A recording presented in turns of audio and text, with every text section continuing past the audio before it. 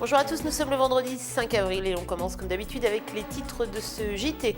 Les Restos du Cœur déménagent, les bénévoles s'activent actuellement pour rénover les nouveaux locaux de l'association qui seront situés route des Sables, ouverture prévue le 16 avril. On s'active également du côté de la maison de santé pluriprofessionnelle. Là aussi, les travaux avancent bien pour une livraison prévue à la rentrée. Enfin, les élèves de Sainte-Ursule viennent de proposer une expo consacrée à la presse. Il s'agit des travaux réalisés dans le cadre de leurs études, un travail qui leur a permis de mettre le pied dans ce qu'ils espèrent être leur futur métier. Je vous le disais donc en titre, ça déménage au Resto du Cœur. L'antenne luçonnaise est en effet actuellement en train d'investir ces nouveaux locaux situés route des Sables. Les bénévoles travaillent donc pour préparer cet espace qui accueillera désormais le centre de distribution mais aussi les chantiers d'insertion. Les Restos du Cœur auront bientôt de nouveaux locaux. Le pôle distribution et les chantiers d'insertion, qui étaient placés respectivement zone Sébastopol et rue de la Roche, seront désormais regroupés route des Sables dans l'ancien magasin Lulu Nature. Pour les Restos du Cœur, c'est un moyen de réaliser des économies en diminuant les loyers, mais avant tout d'offrir un meilleur cadre aux bénéficiaires. Plus de convivialité, plus d'espace, le fait d'être réunis sous une seule et même enseigne, oui, ça va être quelque chose de mieux. De plus agréable pour les bénéficiaires et c'est quand même pour eux qu'on travaille. Donc ça va être très bien. Je pense qu'ils vont mieux s'y retrouver, ils vont avoir plus. On va s'axer sur plus de convivialité encore et je pense que les gens vont être contents. Nous on est contents du projet qu'on est en train d'organiser, donc je pense qu'eux vont être contents. Ces nouveaux locaux de distribution comprennent plus de 260 mètres carrés de magasins, un espace plus lumineux qui nécessite néanmoins d'importants travaux. Pour cela, les Restos du Cœur peuvent compter sur le soutien de 32 bénévoles. Tous les bénévoles sont là, mobilisés, chacun en fonction de leurs moyens, certains le matin, d'autres tous les jours, d'autres que l'après-midi. On a la chance d'avoir un carreleur, on a un peintre, un menuisier, on a tout ce qu'il nous faut et on essaye de faire le maximum de manière à avoir quelque chose que j'espère de ce coup-là de définitif, parce que ça fait quand même la 3e fois qu'on change de locaux. J'espère que c'est définitif et là je pense qu'on va être très très bien. Ça va vraiment être, on est ensemble plus qu'on ne l'était avant dans les anciens locaux. Le coin convivialité va vraiment être non pas séparé comme avant. Tout va être bien, je pense qu'on va être très très bien ici et les gens vont être contents. Pour ces bénévoles, ces travaux sont une manière de rester actifs, mais avant tout de se rendre utile aux bénéficiaires.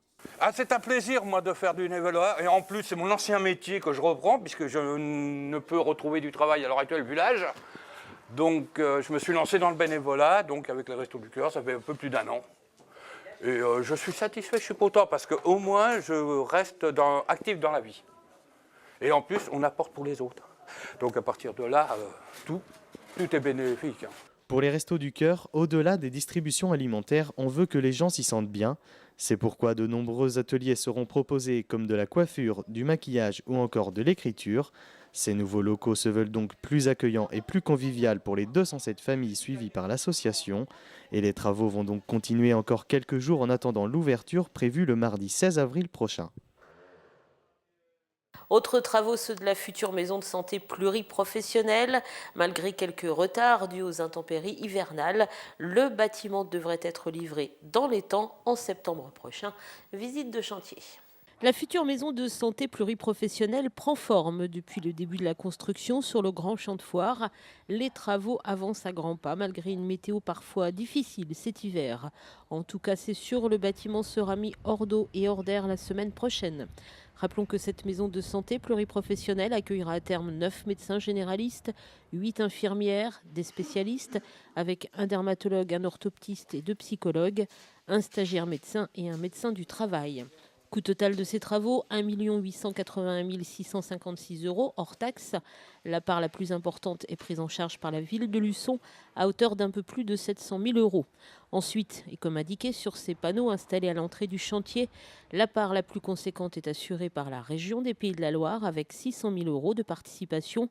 La communauté de communes du Pays de la Mer investit 100 000 € et le Conseil général de la Vendée 92 000 €.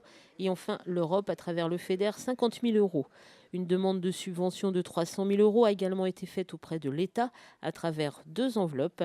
Cette subvention pour l'instant n'a pas été notifiée officiellement, mais elle devrait compléter le financement de ce projet prévu pour le mois de septembre.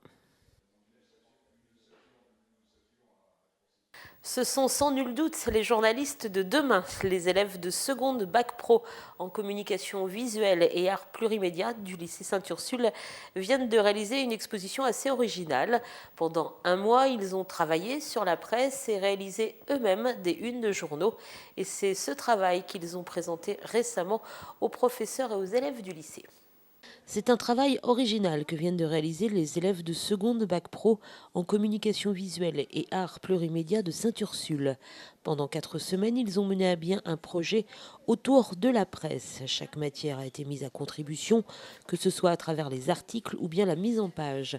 Un travail qui a passionné ces élèves qui se sont donc beaucoup investis dans ce projet. Nous avons eu un mois pour préparer une une de journal sur la presse.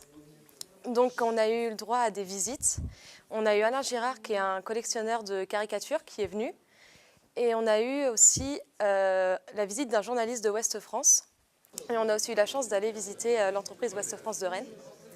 Donc grâce à ça, on a pu réaliser avec nos professeurs des articles sur le recyclage du papier, sur Ouest France et Alain Girard.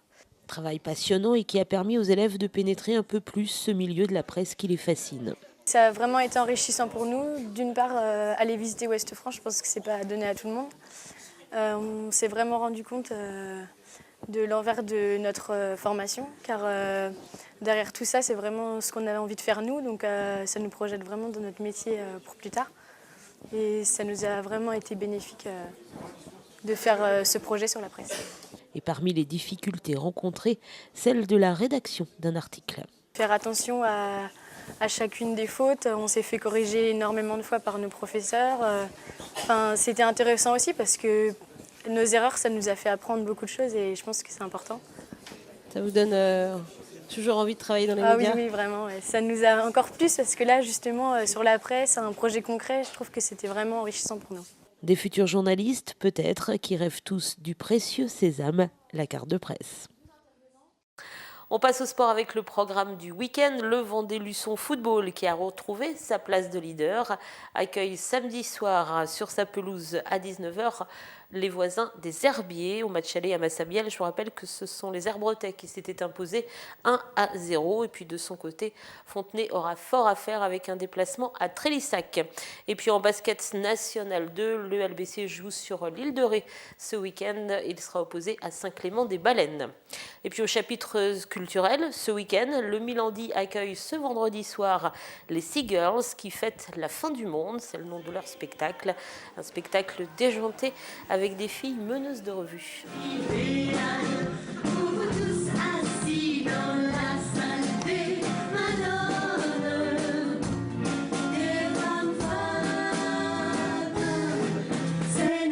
Sur terre, oublions un peu la guerre, c'est pas 100 000 réfugiés qui vont gâcher la soirée. Et puis toujours dans le domaine de la chanson, mais dans un tout autre style, dimanche, les Bleus de la chanson seront en concert à 15h à l'espace Plaisance. Demain, je vous retrouve pour un IMAG consacré à l'Office de tourisme du pays de Luçon, né de la mer. Nous évoquerons toutes les nouveautés pour la saison 2013. Je vous souhaite un très bon week-end. Salut.